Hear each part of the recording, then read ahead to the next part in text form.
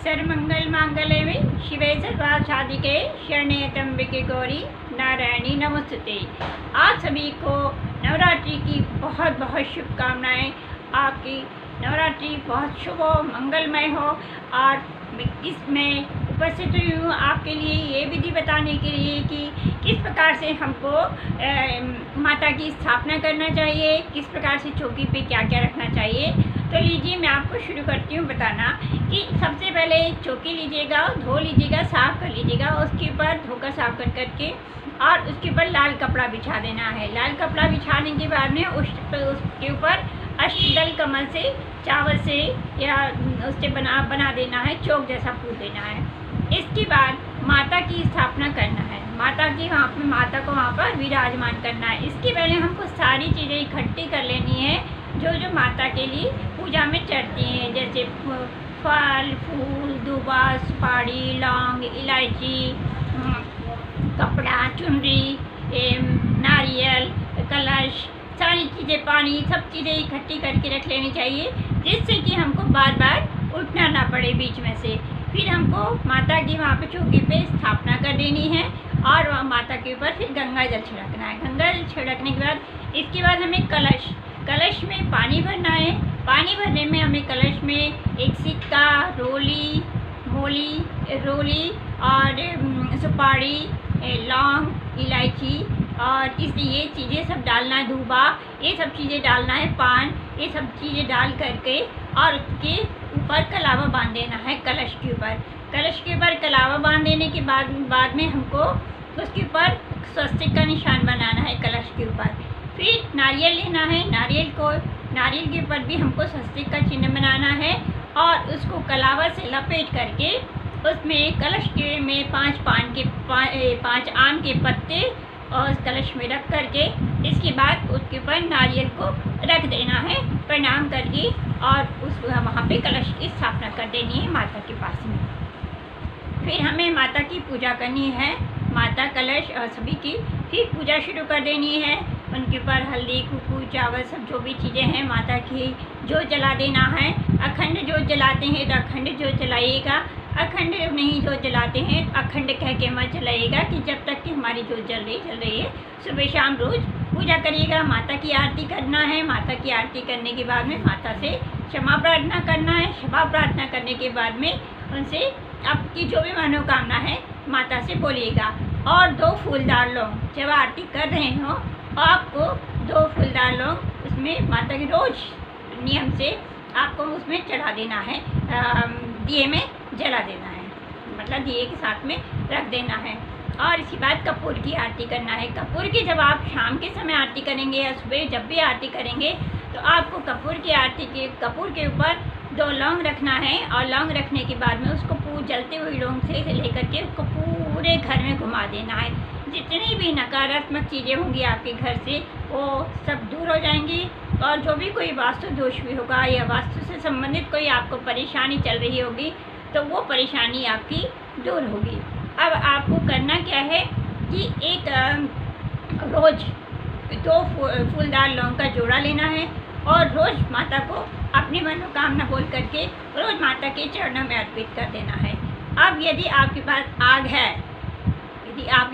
है, मतलब गैस वाली आग नहीं, यदि आपके पास कंडे वाली ऐसी आग है तो आप वो दूसरे दिन वो लौंग की जो है उनके उसमें जला दीजिएगा। ऐसा आपको 9 दिन तक करना है। आप देखेंगे यदि आपकी नौकरी में या प्रमोशन में किसी भी चीज़ में आपकी परेशानी आ रही होगी, जो भी दिक्कतें आ रही होंगी, किसी भी काम में आपकी अड़चनें आ रही होंगी, वो आपकी सारी जो अड़चनें हैं वो दूर होगी। अब आपको करना क्या है कि गेहूँ, उसके नीचे जब आप कलश स्थापना करेंगे ना तो नीचे गेहूँ या जौ जरूर रखना है कलश के नीचे, और माता के नीचे भी आपको थोड़े से जौ रख देना है। यदि आप जवारे बोते हैं तो जवारे बोने के हिसाब से आप मिट्टी लेकर के वैसे जवारे बोइएगा और फिर वैसे उनकी विधिवत पूजा करते हैं। फिर उन दिनों में क्या होता है कि माता को पीठ दे करके नहीं जाते हैं और अखंड जोत जलती है तो वो जोत का भी ध्यान रखना पड़ता है पूरा कि वो जोत कभी बुझे ना और पूरे 9 दिन तक जोत जलती रहे। और आपको इन दिनों में 9 दिन का व्रत भी करना होता है। जो भी आपसे हो सकता है वो वो आप पूजा करिएगा। जैसे भी आप करते हैं, यदि जवारे बोते हैं तो जवारे भी आप मिट्टी का छोटा सा वो लीजिएगा और उसमें जवारे बो दीजिएगा। हरे जवारे होते हैं तो बहुत शुभ माना जाता है। फिर जब जवारे विसर्जन करने जाते हैं तो जवारे के भी अपने पास में रख लेते हैं और वो अपने घर में एक पीले कपड़ा बांध करके बरकत के लिए अपने घर में रख लेते हैं। अब आपको करना क्या है कि जब जैसे कि आपकी कहीं नौकरी नहीं लग रही है और आपको या आप परेशान हो रहे हैं, तो आपने करना क्या है कि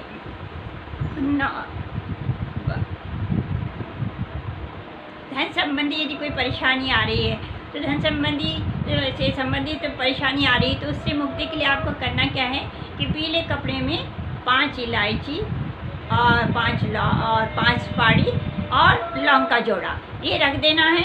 और ये रखने के बाद में उसकी पोटली बना करके माता के पास रख देना है।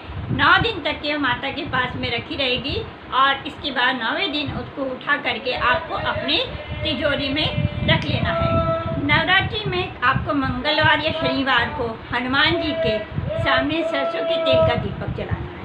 सरसों के तेल का दीपक जलाना है और उसमें 2 जोड़ा लौंग का जरूर डाल देना है।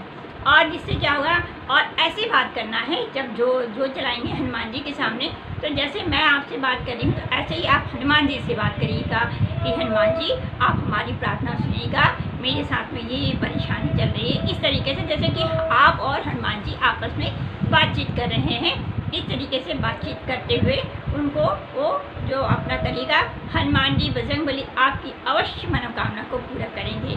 आपके यहाँ विवाह नहीं हो रहा है, विवाह से संबंधित कोई परेशानी चल रही है, तो एक संपन्न सुपारी लीजिएगा। उस सुपारी के चारों ओर सिंदूर लगा दीजिएगा। सिंदूर लगाने के पीछे उसको एक कपड़े में रखकर और माता के चरणों में रख दीजिएगा। पीला कपड़ा लीजिएगा, उसको माता के चरणों में रख दीजिएगा, ये बोल करके कि हमारे बच्चों की, लड़का हो या लड़की हो, उसकी शादी नहीं हो रही है तो उसकी शादी जम जाए, अच्छी जगह अच्छे घर में हो जाए। तो निश्चित रूप से आप देखेंगे कि रिश्ते आने लगेंगे और रिश्ते के इस तरीके से आपको घर में, और यदि आपको घर बनाना है, आपका घर नहीं बना है, आपको घर बनाना है या मकान बनाना है या प्लाट खरीदना है, तो उसके लिए आपको करना क्या है, छोटा सा मिट्टी का घर बनाइएगा। कल ही पहले दिन माता की, जिस दिन आप पहले दिन नवरात्रि में छोटा सा मिट्टी का घर बना लीजिएगा, जैसा भी आपसे बनता हो, और आपने मन में ये बना लीजिएगा कि हमको ऐसा ऐसा मकान चाहिए है। इस तरीके से आप कल्पना करके और वो माता के पास रख दीजिएगा। आप देखेंगे कि आपकी जो घर की मनोकामना है वो धीरे धीरे पूर्ण होती चली जा रही है। कहाँ से कैसे माता पूरा कर रही हैं कि आप खुद ही समझ जाएंगे। माता बस उनके पास में घर रखिएगा बना करके, और घर को भी आप स्वस्तिक बना दीजिएगा, तिलक कर दीजिएगा और रोज़ इसी तरीके से प्रार्थना कीजिएगा माता की। इस तरीके से मैंने आपको बताया कि माता की चौकी की कैसे स्थापना करनी है, कलश की कैसे स्थापना करनी है, फल फूल मिठाई ये सब हमको माता के पास रखना है और माता की आरती करके और हमको उनसे हाथ जोड़ के यदि हमसे कोई गलती हो गई हो तो क्षमा प्रार्थना कर लेना है। अब आगे मैं आपको माता के बारे में, नवरात्रि के बारे में कुछ और बहुत सटीक से उपाय बताऊंगी जो कि आप लोगों के लिए बहुत ही लाभदायक सिद्ध होंगे। अब मैंने आपको ये पहले दिन का बताया कि पहले दिन से हमको क्या उपाय करना है और क्या से पहले दिन से शुरुआत कर देनी है और माता हमसे कैसे प्रसन्न होंगी। जरूर माता प्रसन्न होंगी और आप लोगों की सभी की मनोकामना को पूरा करेंगी। एक बार फिर आप लोगों को हार्दिक शुभकामनाएं, नवरात्रि की बहुत बहुत शुभकामनाएं। आप लोगों का सबका दिन मंगलमय हो, माता सभी की मनोकामना पूरी करें। जय माता दी, हर हर महादेव।